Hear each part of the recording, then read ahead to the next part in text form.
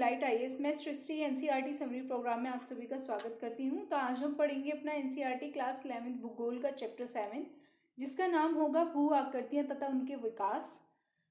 ये चैप्टर काफ़ी बड़ा है और काफ़ी इंपॉर्टेंट है समझने के लिए, तो हम इसको 2 पार्ट में पढ़ेंगे। आज हम पढ़ेंगे पार्ट 1। ठीक है, हमने अभी तक की क्लासेस में पृथ्वी के धरातल का निर्माण लास्ट चैप्टर में करने वाले जो पदार्थ है उनके अपक्षय की प्रक्रिया के बारे में पढ़ा है। ठीक है, और भू आकृतिक कारक जैसे प्रवाहित जल, भूमिगत जल, वायु, हिमनद तथा तरंग अपर्दन करते हैं। इन सब के बारे में हम पहले ही बात कर चुके हैं। हमने निक्षेपण प्रक्रिया, अपर्दन प्रक्रिया का परिणाम है ये भी जाना है, और निक्षेपण से भी धरातलीय स्वरूप में परिवर्तन आता है, यह भी हमने लास्ट क्लास में जाना था।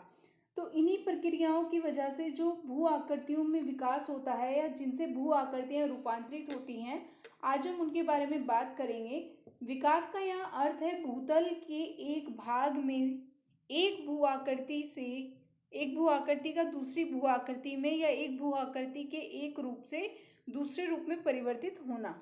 ठीक है, जैसा कि आप ये पिक्चर्स में देख रहे हैं, आप कहीं घूमने भी गए होंगे टूर पे, तो आपने देखा होगा कहीं आपको झील देखने को मिलती है, कहीं पहाड़, कहीं घाटियां देखने को मिलती हैं। तो ये सब कैसे बनती हैं, हम उसके कारणों पे बात करेंगे आज। ठीक है, चलिए हम शुरू करते हैं अपना पहला टॉपिक, प्रवाहित जल के बारे में।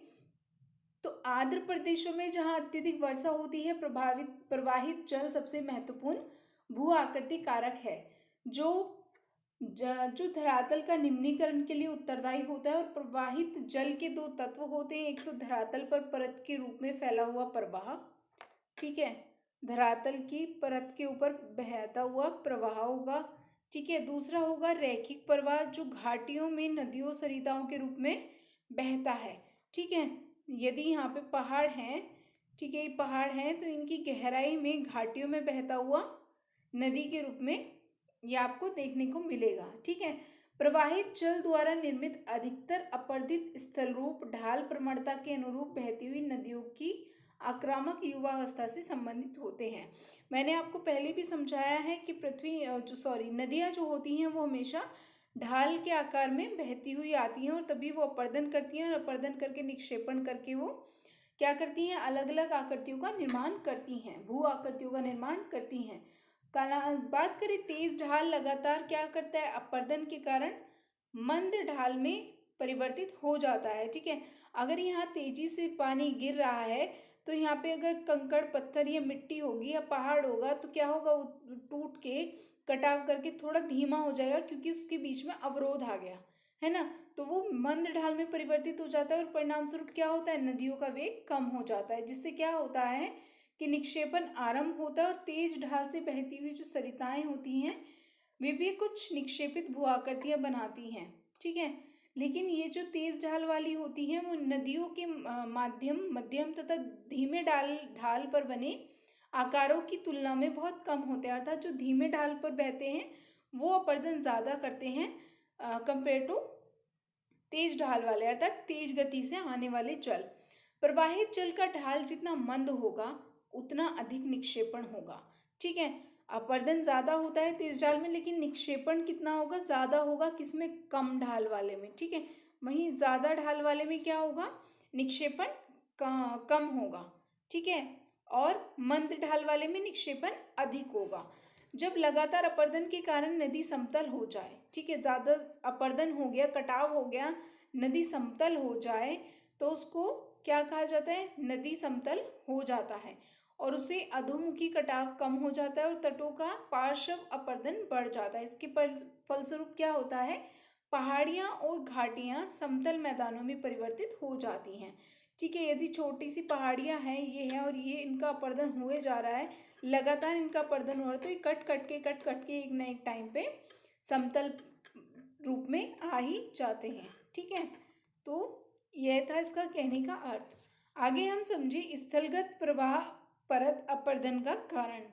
ठीक है, स्थलगत प्रवाह अर्थात स्थल की वजह से जो प्रवाह बहता है, और स्थल के रूप के कारण जो जिस परत का अपर्दन होता है उसके कारण के बारे में हम बात करेंगे। जैसा कि आप चित्र में देख रहे हैं कि जो स्लोप सा बना हुआ है, थोड़ा सा ऐसे झुका हुआ, तो यहाँ पे क्या हुआ, यहाँ पे अगर जल बहेगा तो अपर्दन होगा ना, कटाव होगा, ढलाव जो वाली धरती आपको देखने को मिलेगी वहाँ पे कटाव अपर्दन ज़्यादा देखने को मिलता है। इसलिए क्या करते हैं, जो पहाड़ों पे जो खेती करते हैं वो कैसे करते हैं, सीढ़ी नुमा करते हैं।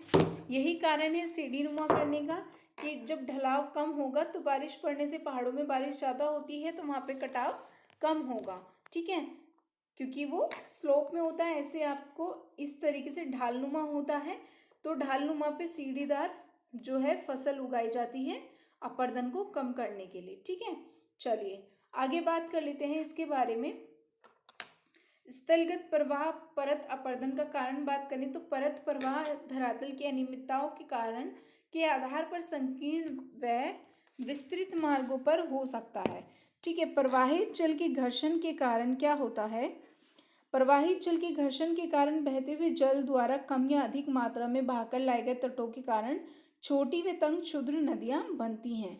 यह क्षुद्र नदियां धीरे धीरे लंबी और विस्तृत अवनालिकाओं में विकसित होती हैं। इन अवनालिकाओं में कालांतर में अधिक गहरी, चौड़ी तथा लंबाई में विस्तृत होकर एक दूसरे में समाहित होकर घाटियों का जाल बनाती हैं।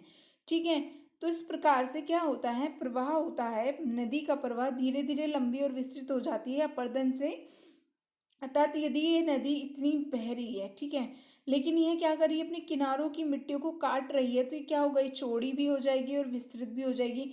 नीचे की तरफ से गहराई से भी वह कटाव करती जा रही है, अपर्दन कर रही है, और किनारों से भी कर रही है। तो धीरे धीरे अधिक प्रवाह के कारण क्या होगा कि वो चौड़ी और गहरी और विस्तृत हो जाएगी। ठीक है, प्रारंभिक अवस्था में अधोमुखी कटाव अधिक होता है, जिससे अनियमितताएं जैसे जलप्रपात व सोपानी जलप्रपात आदि लुप्त हो जाते हैं। ठीक है, यदि यह पहाड़ है और यहाँ से झरना बह रहा है और यहाँ पे अपर्दन होता जा रहा है, कटाव होता जा रहा है मिट्टी का, पर्वत का, तो क्या होगा कि यदि वह सीधे जलप्रपात बनना है तो वो धीरे धीरे इस रूप में आ जाएगा। ठीक है, ऐसे आ जाएगा और जलप्रपात खत्म हो जाएंगे और वो एक तरह से एक स्लोप में नदी का रूप ले लेंगे। ठीक है, पहले सीधे गिर रहा है जल, लेकिन धीरे धीरे क्या होगा, वो इस तरीके से पहाड़ से गिरेगा और कटाव होता चले जाएगा, गहरा होता चले जाएगा, तो जलप्रपात नष्ट हो जाते हैं। ठीक है, समझ में आ रहा है। आगे बात करें, मध्य अवस्था में सरिता नदी तल में धीमा कटाव करती हैं और घाटियों में पार्श्व अपर्दन अधिक होता है। कालांतर में घाटियों के किनारे का ढाल मंद हो जाता है। इस प्रकार अपवा बेसिन के मध्य विभाजक तब तक निम्न हो जाते हैं जब तक कि यह पूर्णतः समतल नहीं हो जाते। ठीक है, और अंत एक दिन में उच्चावच का निर्माण होता है, जिसमें यत्र तत्र विरोधी चट्टानों के अवशेष दिखाई देते हैं, जिसे कि मोनार्डोक कहते हैं। और नदी अपर्दन के द्वारा बने इस प्रकार के मैदान संप्राय मैदान या पैनी प्लेन कहलाते हैं। ठीक है, इस चीज़ को भी समझेंगे कि एक टाइम क्या आता है कि जब कटाव होता रहता है, धीमा कटाव होता है, तो घाटियों में घाटी नुमा रूप ले लिया जाता है, जैसे ये घाटी बन गई। ठीक है, ये स्टेज 1 है। उसके बाद दूसरी और गहरी घाटियां बन गई और फिर क्या होता है कि एक स्लोप बन जाता है, समतल रूपी बन जाता है, और यहाँ पे क्या बनता है, ये है मोनार्ड नोक। ठीक है, ये पर्वत बन गया, तो ये क्या है, मोनार्ड नोक, अर्थात जल की गहराई में बने उभार को क्या बोलते हैं, मोनार्ड नोक कहते हैं। और फिर ये कटाव के कारण यहाँ पे एक तरह से समतल ही बन गया ना, पहले यहाँ स्लोप में था, गहराई में था, यहाँ पे भी पहले यहाँ कम हुआ, फिर यहाँ पे ज़्यादा हो गया, लेकिन वहाँ धीरे धीरे कुछ टाइम बाद यह सीधा ही ऐसे हो गया, और धीरे धीरे ये जहाँ तक होगा ये कटाव ऐसे होके बिल्कुल सीधा रूप ले लेगा, जिसको क्या बोलेंगे, यदि यह सीधा रूप ले लेता है, समतल हो जाता है, यह भी नहीं रहता, यदि ये पहाड़ भी खत्म हो जाता है, मोनार्ड नोक भी खत्म हो जाता है, तो क्या होता है, पैनी प्लेन बन जाता है। ठीक है, संप्राय मैदान बन जाता है। ठीक है, चलिए आई होप कि आपको समझ में आया होगा। आगे बात करें, प्रवाहित जल से निर्मित प्रत्येक अवस्था का स्थल रूप संबंधी विशेषताओं का संक्षिप्त वर्णन निम्न प्रकार है। युवा अवस्था, इस अवस्था में नदियों की जो संख्या है वो बहुत कम होती है। यह नदियाँ उथली वी आकार की घाटी बनाती हैं। ठीक है, युवा अवस्था, युवा समझ में आ रहा होगा, युवा शक्ति, ठीक है, जवानी का जोश कहते हैं कि जवानी के जोर हो रहे हैं। तो यदि नदी नई नई है और वो बहुत तेजी से आ रही है, युवा अवस्था में है, तो वो क्या होगा, उसका कटाव बहुत ज़्यादा होगा, अपर्दन में बहुत ज़्यादा करेगी।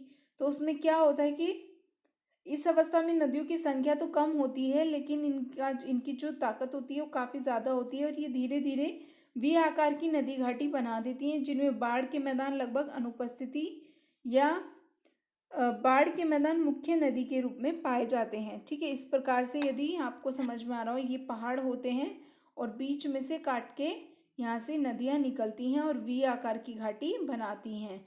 ठीक है, चलिए आगे बात करें प्रौढ़ अवस्था के बारे में। तो इस अवस्था में नदियों में जल की मात्रा अधिक होती है और सहायक नदियाँ भी इसमें आकर मिलती हैं। नदी घाटियाँ वी आकार की होती हैं लेकिन गहरी होती हैं, अर्थात जो युवावस्था है उसमें यदि नदी घाटी है तो वो यदि इस प्रकार की वी आकार है, तो प्रौढ़ अवस्था में वो इस प्रकार की देखने को आपको मिलेगी। ठीक है, ज़्यादा गहरी होती हैं। मुख्य नदी के व्यापक और विस्तृत होने से विस्तृत बाढ़ के मैदान पाए जाते हैं, जिनमें घाटी के भीतर ही नदी विसर्प बनाती हुई प्रवाहित होती हैं। नदी विसर्प आपको ये देखने को मिल रहा है सांप के आकार में सर्प। ठीक है, सर्प के आकार में इस तरीके से नदी चलती है, उसको कहते हैं नदी विसर्प। ठीक है, तो प्रौढ़ अवस्था में नदी विसर्प बनाती हुई प्रवाहित होती है। वृद्धावस्था की बात करें तो वृद्धावस्था में छोटी सहायक नदियां कम होती हैं और ढाल मंद होता है। नदियां स्वतंत्र रूप से विस्तृत बाढ़ के मैदानों में बहती हुई नदी विसर्प प्राकृतिक तटबंध गोखुर झील आदि बनाती हैं। गोखुर झील के बारे में हम आगे पढ़ेंगे, मैं समझा देती हूँ एक बार। जैसे आपको ये नदी, यहाँ पे आपको विसर्प नदी देखने को मिलेगी, यहाँ पे विसर्प देखने को मिल रहा है। तो क्या होता है कि जब ये नदियाँ अपने साथ क्या लेके आती हैं, कंकड़ मट्टी पत्थर लेके आती हैं, तो क्या होता है कि यहाँ पे इसको जमाव करती चली जाती हैं, धीरे धीरे यहाँ पे इसका जमाव हो जाता है। तो क्या होता है जब ये जमाव होने लग जाता है तो इतना हिस्सा ये इसका कट के अलग बन जाता है। ठीक है, ये कट के अलग हो जाता है। एक बार फिर से समझे, यदि ये विसर्प नदी है तो नदी के द्वारा लाया गया हो मिट्टी पत्थर ये सब यहाँ पे निक्षेपित धीरे धीरे करती रहती है, तो यहाँ पे क्या होता है कि यहाँ पे मिट्टी जमा हो जाती है और ये अवरोध हो जाता है। ठीक है, तो ये जो बनता है यहाँ पे, ये गाय के पैर जैसा खुर कहते हैं ना, खुर, गाय का खुर, ऐसा जो अलग से बन के कट जाती है, विसर्प से जो कट के बन जाती है उसको कहते हैं गोखुर झील। ठीक है, और यहाँ से क्या होता है, नदी अपना सीधा रास्ता दूसरा चेंज कर लेती है और यह कट के एरिया अलग हो जाता है और फिर नदी यहाँ से ऐसे बहती हुई आगे बढ़ जाती है। तो इसको बोलते हैं गोखुर झील और विसर्प। ठीक है, चलिए अपर्दित स्थल के रूप में बात करें। अपर्दित स्थल रूप जैसे कि घाटियाँ, घाटियों का प्रारंभ तंग और छोटी छोटी क्षुद्र सरिताओं से होता है। ये क्षुद्र सरिताएं धीरे धीरे लंबी व विस्तृत होती हैं। ठीक है, विस्तृत होती जाती हैं, अब नालिका में विकसित होती हैं। ये चौड़ी व लंबी होकर घाटियों का रूप धारण करती हैं। लंबाई, चौड़ाई एवं आकृति के आधार पर ये घाटियाँ कैसी कहलाती हैं, वी आकार घाटी, गोर्ज, कैनियन आदि कहलाती हैं। यहाँ पे आपको ये देखने को मिल रहा होगा, ये वी शेप बन रही है तो इसी को वी नदी घाटियाँ बोला जाता है। गॉर्ज भी इसको कहा जाता है और ये आपको कैनियन देखने को मिल रहा होगा। ठीक है, ये यूएसए की कैलोरोडा जो नदी है वहाँ पे ये देखने को मिलता है। ठीक है, कोलोरेडो। ठीक है, चलिए इसके बारे में बात करें, जल गर्तिका तथा अवनमित कुंड के बारे में बात करते हैं। पहाड़ी क्षेत्रों में नदी तल में अपर्दित, ठीक है, नदी तल में अपर्दित छोटे चट्टानी टुकड़े छोटे गर्तों में फंसकर वृत्ताकार रूप ले लेते हैं। ठीक है, वृत्ताकार रूप में क्या होते हैं, घूमते रहते हैं। जैसे कि यहाँ पे आपको देखने को मिल रहा है वृत्ताकार रूप में घूम रहे हैं। ठीक है, इन्हें क्या कहते हैं, इन्हें जल गर्तिका कहते हैं। एक बार छोटे एवं उथले गर्तों के बन जाने पर कंकड़ पत्थर व गोलाश में इन गर्तों में एकत्रित हो जाते हैं और प्रवाहित जल के साथ घूमते हैं। ठीक है, और धीरे धीरे क्या होता है, इन गर्तों का आकार बढ़ता जाता है, ये गर्त आपस में मिल जाते हैं। सारा जो खेल है वो अपर्दन और निक्षेपण का ही आपको देखने को यहाँ पे मिलेगा हर भू आकृति के विकास में। यहाँ पे आपस में मिल जाते हैं और कालांतर में नदी घाटी गहरी हो जाती है। जलप्रपात के तल में भी एक गहरे एवं बड़े जलगर्तिका का निर्माण होता है। ठीक है, जल की ऊंचाई से गिरने व उनमें शिलाखंडों के वृत्ताकार घूमने से निर्मित होते हैं। जलप्रपातों के तल में ऐसे विशाल व गहरे कुंड अवनमित कुंड कहलाते हैं, जैसा कि आपको पिक्चर्स में देखने को मिल रहा है। इसको अवनमित कुंड भी कहते हैं, जलगर्तिका कहते हैं। ठीक है, चलिए आगे पढ़ें। गभीरीभूत विसर्ग के बारे में, इसको अधकर्तित विसर्ग भी कहते हैं। तीव्र ढालों में तीव्रता से बहती हुई नदियाँ। ठीक है, तीव्र ढालों में तीव्रता से बहती हुई नदियाँ सामान्यतः नदी तल पर अपरदन करती हैं। तीव्र ढालों से, ये सोचिए ये तीव्र है और ये मंद है। ठीक है, यह तीव्र ढाल है और यह मंद ढाल आपको देखने को मिल रहा है। अब समझिए, तीव्र ढालों में तीव्रता से बहती हुई नदियाँ सामान्यतः नदी तल पर अपरदन करती हैं। ये जो नदी का तल है इस पर अपरदन करती हुई जाती है, अर्थात यहाँ से पहले इस लेवल में बह रही थी, फिर अपरदन के इस लेवल में, फिर अपरदन ऐसे करती चली गई, गहराई में अपरदन करती चली गई नदी के तल में। तीव्र नदी ढालों में भी पार्श्व अपरदन अधिक नहीं होता, लेकिन मंद ढालों पर बहती हुई नदियाँ अधिक पार्श्व अपरदन करती हैं। पार्श्व अपरदन अर्थात ये तो गहराई में कर रही है, लेकिन ये चौड़ाई में कर रही है। ठीक है, यहाँ से शुरू हुआ, यहाँ पे तो तीव्र ढाल में यहाँ पे शुरू हुआ, लेकिन यहाँ से धीरे धीरे धीरे धीरे आपको मंद ढाल में इस तरीके से देखने को मिल गया। तो तीव्र ढाल में ऐसा अपरदन हुआ, लेकिन मंद ढाल में इस तरह से अपरदन देखने को मिला।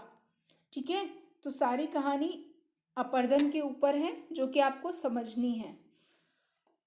क्षैतिज अपरदन अधिक होने के कारण मंद ढालों पर बहती हुई जो नदियां हैं वो वक्रित होकर बहती हैं और ये नदी विसर्प बनाती हैं। ठीक है, यही कारण है नदी विसर्प बनाने का। आगे बात करें, नदी विसर्पों का बाढ़ मैदानों और डेल्टा मैदानों पर पाए जाना एक सामान्य बात है, क्योंकि यहाँ पर नदी का ढाल बहुत मंद होता है। जो डेल्टा बनते हैं वो कैसे बनते हैं, नदी के ढाल पर कम जाके वो निक्षेपित कर देते हैं और वहाँ पे जालनुमा नदियाँ बह जाती हैं। ठीक है, नदियाँ बट जाती हैं निक्षेपण के कारण, वहाँ पे एक तरह का जाल बन जाता है, तो उसे डेल्टा कहा जाता है। आगे बात करें नदी वेदिकाओं के बारे में। नदी वेदिकाएं प्रारंभिक बाढ़ मैदानों या यह पुरानी नदी घाटियों के तलों के चिन्ह हैं। ये जलोढ़ रहित मूलाधार चट्टानों के धरातल या नदियों के तल हैं, जो निक्षेपित जलोढ़ वेदिकाओं के रूप में पाए जाते हैं। इसके बारे में समझें। जलोढ़ वेदिकाओं के रूप में पाए जाते हैं और नदी वेदिकाएं मुख्यतः अपर्दित स्थल रूप हैं। ठीक है, नदी वेदिकाएं क्या है, अपर्दित। ठीक है, जिनका अपर्दन होकर एक स्थल रूप बना है, तो वो अपर्दित स्थल रूप आपको देखने को मिलता है। नदियां कैसे बनी हैं, भूमि का अपर्दन करके ही बनी है ना। एक स्थल अगर सामान्य था, ऐसे था, तो उस पे क्या हुआ, ऊपर से यदि नदी गिरी तो उसको कटाव हुआ, तो उसके बाद उसने अपना रास्ता बनाया, कटाव के कारण अपर्दन करके बनाया ना। तो नदियाँ क्या हैं, नदी वेदिकाएं क्या हैं, अपर्दित स्थल रूप हैं। ठीक है, चलिए आगे बात करें। आगे बात करें निक्षेपित स्थल रूप के बारे में। निक्षेपित स्थल रूप क्या है, तो जलोढ़ पंख एक निक्षेपित है, अर्थात जो निक्षेपण के द्वारा रूप बना है, स्थल का रूप बना है। ठीक है, यदि वहाँ पे इस तरह से सामान्य धरती थी, तो वहाँ पे एक नया आपको देखने को मिलेगा, जैसे कि डेल्टा बन गया। ठीक है, डेल्टा बना, पंख जलोढ़ पंखनुमा एक आपको संरचना देखने को मिली, तो वो किसके कारण बनी है, निक्षेपण के। निक्षेपण अर्थात नदियों द्वारा लाए गए मिट्टी पत्थर, ठीक है, इस तरीके की चीज़ों से, मिट्टी पत्थर बालू ये सब चीज़ें लाकर कहीं छोड़ देना, क्या आप मैंने आपको समझाया था, निक्षेपण कहलाता है। तो निक्षेपित स्थल रूप के बारे में हम बात करेंगे, जिसमें पहला है हमारे पास जलोढ़ पंख। ठीक है, जो निक्षेपण के कारण से बनता है। जलोढ़ पंख के बारे में बात करें तो नदी वेदिका मुख्य अपरदित स्थल रूप है, क्योंकि ये नदी निक्षेपित बाढ़ ये हम पढ़ चुके हैं। जलोढ़ पंखों के बारे में बात करें तो जो नदियाँ जलोढ़ पंखों से बहती हैं, ठीक है, जो नदियाँ जलोढ़ पंखों से बहती हैं, वे अपने वास्तविक मार्ग को बहुत दूर तक नहीं बहती, बल्कि अपना मार्ग बदल लेती हैं और कई शाखाओं में बढ़ जाती हैं, जिन्हें जल वितरिकाएं कहते हैं या जलोढ़ पंख कहते हैं। जलोढ़ पंख को समझे, जब नदी उच्च स्थलों से बहती है, ठीक है, और वह धीरे धीरे मंद ढाल के मैदानों में प्रवेश करती है, तो वो निक्षेपित करती हुई चली जाती है, बालू मिट्टी कंकड़ पत्थर रेत को निक्षेपित करती हुई चली जाती है, जिसे क्या कहते हैं, जलोढ़ पंख। और वह ऐसी संरचना बनाती है जैसे कि पंखनुमा हो। तो जलोढ़ पंख का निर्माण होता है जो नदियाँ जलोढ़ पंखों से बहती हैं वे प्राय अपना जो वास्तविक महामार्ग है, अर्थात जहाँ से वो शुरू हुई थी, तेज तीव्र ढाल से वो शुरू हुई थी, वो क्या होता है कि उससे वो बहुत दूर तक नहीं बहती हैं बल्कि अपना मार्ग बदल लेती। जिस मार्ग से वो चली हैं, निक्षेपण करते हुए जा रही हैं, तो वहाँ से वो दूसरा रास्ता बदल लेती हैं। फिर यहाँ से वो दूसरा रास्ता बदल लेगी, इस तरीके से एक पंखनुमा संरचना आपको देखने को मिल जाएगी, जिसे कहते हैं जलोढ़ पंख। ठीक है। आर्द्र प्रदेशों में जलोढ़ पंख प्राय निम्न शंकु की आकृति तथा शीर्ष से पाद तक मंद ढाल वाले होते हैं। शुष्क एवं अर्धशुष्क जलवायु प्रदेशों में तीव्र ढाल वाले और उच्च शंकु बनाते हैं। बात करें डेल्टा के बारे में, यह भी निक्षेपित स्थल रूप है। जलोढ़ जो डेल्टा है, डेल्टा जलोढ़ पंख की ही भांति होते हैं, लेकिन इनके विकसित होने का स्थान भिन्न होता है। नदी अपने लाए हुए पदार्थों को समुद्र के किनारे बिखेर देती है। अगर यह भार समुद्र में दूर तक नहीं ले जाया गया हो तो यह तट के स्थान पर शंकु के रूप में एक साथ फैल जाते हैं। ठीक है। जलोढ़ पंखों के विपरीत डेल्टा का जो निक्षेप है वो व्यवस्थित होता है और इनका जलोढ़ स्तरित होता है। ठीक है। यहाँ पे आपको देखने को मिलेगा, ये है आपका डेल्टा। ठीक है। आपको देखने को मिल रहा होगा शंकु के आकार में भी आपको यहाँ पे देखने को मिल रहा होगा। यहाँ पे इस तरीके से निक्षेपित कर दिया समुद्र, जो नदियाँ अपने साथ लेके आई थी कंकड़ पत्थर रेत बालू, उसको उसने यहाँ पे निक्षेपित कर दिया। ठीक है। बात करें आगे की, भौमजल, गोखुर झील, कुंड, लेपिस, चूना पत्थर, चबूतरे के बारे में बात करें तो गोखुर झील के बारे में मैं आपको बता चुकी हूँ। ठीक है, कि गोखुर झील कौन सी होती है। इस तरह से यदि विसर्ग बह रहा है, उसका ये कटा हुआ जो हिस्सा है जो अलग हो जाता है, वो क्या कहलाती है, गोखुर झील कहलाती है, जो गाय के खुर जैसी देखने को मिलती है। ठीक है, चाप की तरह आपको देखने को मिलती है। वहीं बात करें, ये जो रूप हैं, कुंड है, धोलरंध्र है, लेपीज है, एक धोलरंध्र है गया, उसको आप ध्यान में रखिएगा, धोलरंध्र। ठीक है, लेपीज है, चूना पत्थर, चबूतरे हैं, कुंड है, ये सब अपर्दित स्थल रूप देखने को मिलेंगे। अभी हमने पढ़ा निक्षेपित रूप, अब हम पढ़ेंगे अपर्दित रूप के बारे में। तो ये सब अपर्दित स्थल रूप हैं, जिनके बारे में हम आगे क्लास में भी जानकारी लेंगे और बहुत सारे नए टॉपिक्स भी के बारे में भी चर्चा करेंगे। लेकिन अभी आप यहाँ पे एक छोटा सा चित्र है जिस पर आप ध्यान दे सकते हैं। धोलरंध्र के बारे में आप जानें तो ये धोलरंध्र आपको देखने को मिलेंगे। किसके ये रूप है, ये अपर्दित स्थल रूप है। ठीक है, अर्थात नदियों के कटाव से जो गहराई में अपर्दन हो रहा है उसके ये रूप है। तो यहाँ पे आपको धोलरंध्र का चित्र देखने को मिलेगा, ये धोलरंध्र का है। ठीक है, आगे आपको घाटी, सिंक, ये सब देखने को मिलेगा। तो इस बारे में हम अगले पार्ट में इसके बारे में बात करेंगे। पहले हम भौमजल के बारे में पढ़ लेते हैं इसी क्लास में कि भौमजल क्या है। भौमजल यहाँ एक संसाधन के रूप में वर्णित नहीं है। ठीक है, यहाँ भौमजल का अपर्दन के कारक के रूप में और उसके द्वारा निर्मित स्थल रूपों का वर्णन किया गया है। ठीक है, ये सब जो आकृतियां बन रही हैं, विसर्ग की हो, गोखुर झील हो, डेल्टा हो, पंखी नुमा हो, ये सब किस कारण से बन रहे हैं, जलप्रपात हो, कैसे बन रहे हैं, ये अपर्दन के कारण बन रहे हैं ना। तो भौमजल का यहाँ पे क्या रूप है, यहाँ भौमजल की जो कह सकते हैं कार्य है, भौमजल का अपर्दन ही क्या है, कारक है इन सब रूपों के निर्मित होने में। ठीक है, जब चट्टाने पारगम्य, कम सघन, अत्यधिक जोड़ों, संधियों व दरारों वाली हो तो धरातलीय जो जल होगा उसका अंतःश्रवण आसानी से होता है। लंबवत गहराई पर जाने के बाद जल धरातल के नीचे चट्टानों की संधियों, छिद्रों एवं संस्तरण तल से होकर क्षैतिज अवस्था में बहना प्रारंभ कर देता है। जल का ये क्षैतिज व ऊर्ध्वाधर प्रवाह ही चट्टानों के अपर्दन का कारण है। ठीक है, कुछ छिद्र होते हैं जो आपको धरती में देखने को मिलेंगे, अर्थात जो आपको कह सकते हैं धरातल है उसके अंदर देखने को मिलेंगे। तो जब ये जल उन छिद्रों में पहुंचता है तो अंदर ही अंदर कटाव करना शुरू कर देता है। ठीक है, और अब क्या होता है कि क्षैतिज अवस्था में बहना प्रारंभ कर देता है और जल का क्षैतिज व ऊर्ध्वाधर प्रवाही चट्टानों के अपर्दन का मुख्य कारण होता है। भौम जल में पदार्थों के परिवहन द्वारा बने स्थल रूप महत्वहीन होते हैं। भौम जल में पदार्थों के परिवहन द्वारा बने स्थल रूप क्या है, महत्वहीन है। इसी कारण भूमिगत जल का कार्य सभी प्रकार की चट्टानों में नहीं देखा जा सकता। ठीक है, जैसे लेकिन ऐसी चट्टानें जैसे चूना पत्थर हो गया, डोलोमाइट हो गया, कैल्शियम कार्बोनेट, इनमें क्या होती है, इसकी प्रधानता होती है। ठीक है, तो भौम जल ही क्या है, आपके धरातलीय नए नए स्थल रूपों का वर्णन करने के पीछे एक महत्वपूर्ण कारक के रूप में कार्य करता है। संसाधन का रूप यहाँ पे नहीं है। अभी तक आपने एक भौम जल को संसाधन के रूप में पढ़ा है, लेकिन अब संसाधन इसको भौम जल को हम अपर्दन के कारक के रूप में पढ़ेंगे। ठीक है, आगे बात करेंगे कुंड के बारे में, लेपिस, चूना पत्थर और बहुत सारे टॉपिक्स हैं जिन पे हम अगली क्लास में बात करेंगे। चलिए, थैंक यू फॉर वॉचिंग और ज्वाइन करें डिलाइट आईएएस का टेलीग्राम चैनल, जहाँ पे आपको डेली करंट अफेयर के कुछ टॉपिक, महत्वपूर्ण टॉपिक आपको दिए जा रहे हैं जो आपकी यूपीएससी प्रीलिम्स 2023 के लिए बहुत ही महत्वपूर्ण होंगे। और साथ ही आपको क्विज भी देखने को मिलेगी। और हाल ही में डिलाइट आईएएस आपके लिए न्यू टेस्ट सीरीज लेके आ रहा है टॉप 500 क्वेश्चंस की। तो आप ज़रूर से ज़रूर शेयर करें, लाइक करें और चैनल पे हर वीडियो का यूज़ लें, आप यूज़ करें और हर वीडियो को देखें। ठीक है, चलिए सब्सक्राइब भी करवाएं और चैनल को थोड़ा ऊपर ऊंचाइयों तक लेके जाएं। Thank you.